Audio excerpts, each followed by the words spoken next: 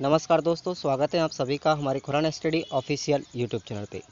दोस्तों, आज हम इस सीरीज़ का शुभारंभ करने जा रहे हैं और आज आपकी पहली क्लास है।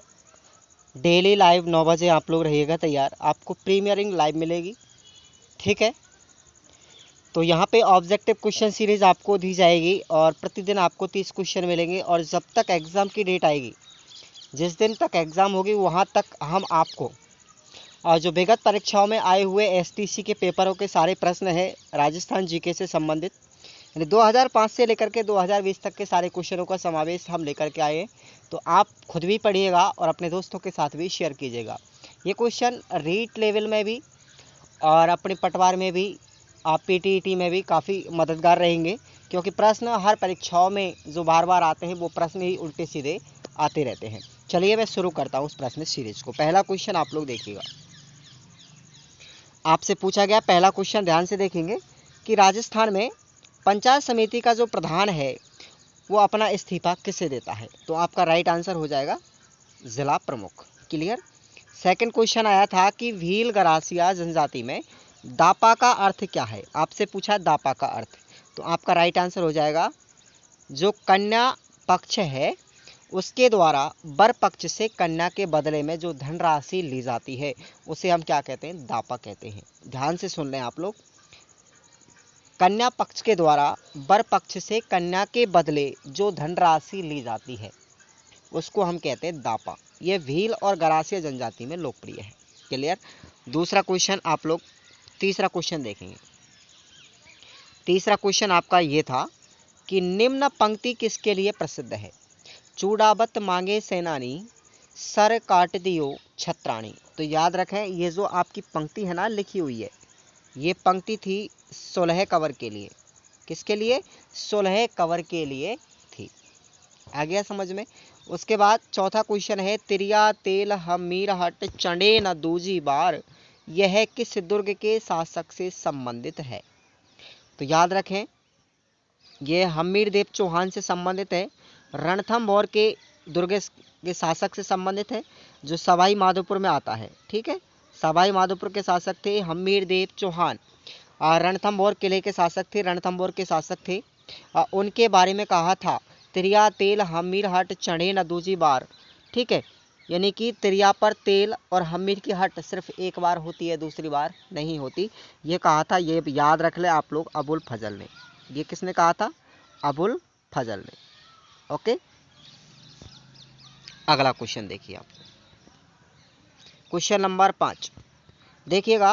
फ्राइरे फ्राइरे फ्राइरे फ्राइरे किस जनजाति का रणघोष है। आपका सही जवाब हो जाएगा भील जनजाति का। यानी युद्ध के दौरान जो घोषणा की जाती थी वो फ्राइरे फ्राइरे बोल करके की जाती थी, तो वो याद रखें भील जनजाति के अंदर। अगला क्वेश्चन है, राजस्थान राज्य अभिलेखागार कहाँ स्थित है। ये अपना बीकानेर ज़िले में। कहाँ पर है? बीकानेर ज़िले में। आपको पूरे 30 क्वेश्चन करवाए जाएंगे। वीडियो को लाइक करेंगे और अपने दोस्तों में भी शेयर कर लेंगे।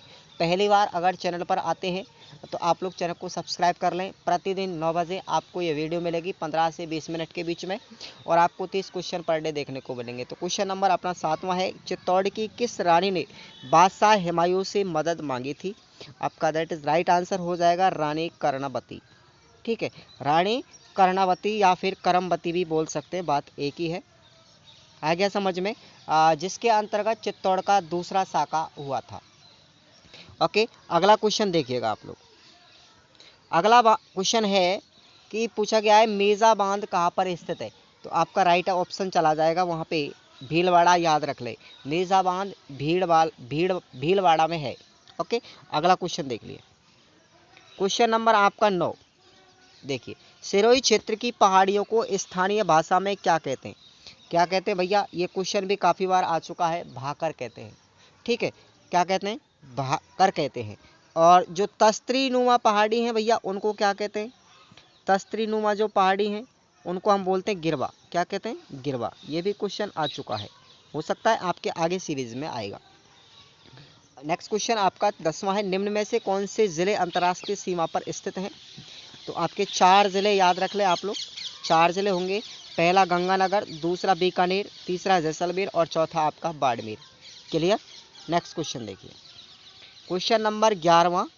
ये क्वेश्चन भी देखिए, जो क्वेश्चन आपको रिपीट हो रहे हैं एग्जाम के अंतर्गत वो सारे मैं आपको यहाँ पे बता रहा हूँ, है ना।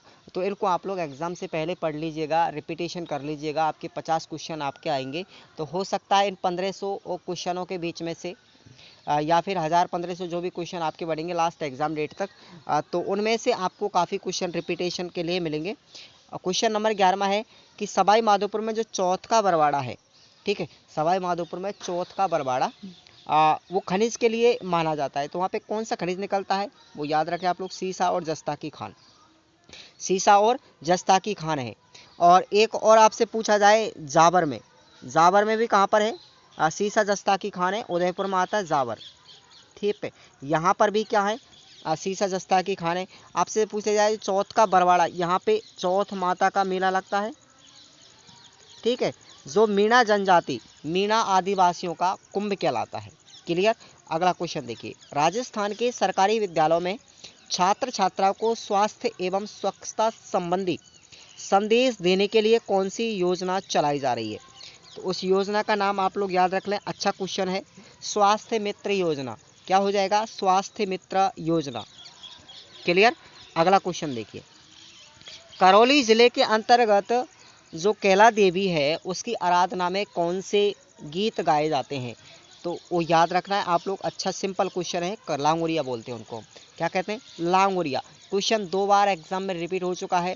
पहला क्वेश्चन तो इस तरीके से पूछा गया था। दूसरा जो क्वेश्चन पूछा गया था कि भैया जो लांगुरिया है वो किस देवी की आराधना के लोकगीत हैं? तो आंसर हो जाएगा कैला देवी। 2 तरीके से क्वेश्चन दोनों बार पूछा गया है एसपीसी के अंतर्गत। देखिए हम आपको दूसरे टाइप का क्वेश्चन भी बताएंगे आगे। चलिए, तो क्वेश्चन नंबर अगला है अपना क्वेश्चन नंबर 14 देखिए, ठीक है। सभी लाइक कर दो, शेयर कर दो। नाथद्वारा में श्रीनाथ जी की मूर्ति को किसने प्रतिष्ठित करवाया था? ठीक है, श्रीनाथ जी की मूर्ति कौन लेकर के आए थे नाथद्वारा में? याद रखेंगे आप लोग, महाराणा राज सिंह। कौन लेकर आए? महाराणा राज सिंह लेकर के आए थे। नेक्स्ट क्वेश्चन है, दक्षिणी राजस्थान की जनजातियों में बड़ालिया का अर्थ क्या होता है? बड़ालिया का अर्थ होता है भैया जो दो पक्षों के मध्य में विवाह संबंध में मध्यस्थता करने वाला, जो कन्या पक्ष और वर पक्ष दोनों के बीच में जो संबंध स्थापित करने वाला व्यक्ति होता है वो कहलाता हमारा बड़ालिया, जिसको हम क्या बोलते हैं? बिचौलिया के नाम से जानते हैं। बिचौलिया, जिसको हम देसी भाषा में बोलते हैं, ग्रामीण क्षेत्र में खड़ी हिंदी बोली के अंतर्गत बिचौलिया, ठीक है, तो उसको बड़ालिया कहते हैं राजस्थानी भाषा में।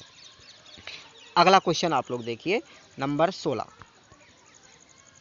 निम्न में से कौन टोंक मुस्लिम रियासत का संस्थापक था?